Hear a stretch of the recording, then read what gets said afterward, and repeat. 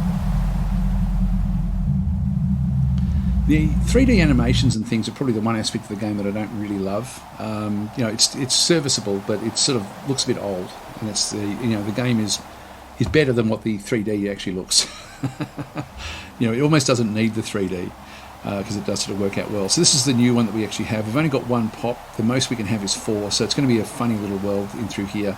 Production is going to be a bit of a problem for us because they're plus 20% contentment from the ecological levels. We actually have an ecological level of 2, which is quite good. But we have the morale should be kicking back from the low G. We've only got 34 production, so it's going to take a long time to pretty much do anything here. And we have just one slot available, which doesn't really matter at this stage. What we might do here, I think, is just go and get another outpost ship. Like, we'll start to build one. It's going to take forever to build it. You can see down through this side. And I think I'll still keep these working. Actually, what's their richness? Sufficient. So it's the same as our home world. That'll do. That'll be okay. Just leave that one where that is. And that then opens up all of this now. So I'm going to now move off and have a look at other worlds. We've got an infrastructure upgrade now, so choose an infrastructure upgrade for the Jertel one, so the actual planet that's over this side. Just go back across. And really, probably the best one initially are just these in through here, so an enhanced civil planners. It does allow us to then sort of do things, even though we don't have a lot of population that will actually come to there. Just go yes, and there we are. So that one's now been done. Colony established, and so we now have our first colony. Just go next turn. And we've now done remote exploration on the other 2 sectors. We didn't find anything else. Let's just have a bit of a look. So these now are all open. Let's go to here and here.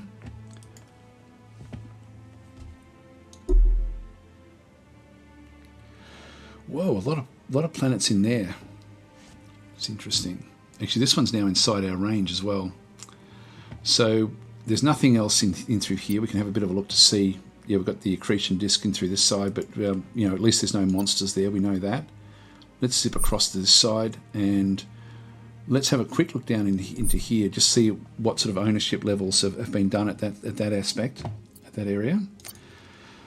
Fleet reports back in through this side. We can see we've got like a large Terran world, but we don't know much about this until we get like survey ships or high-level surveys being done into these systems.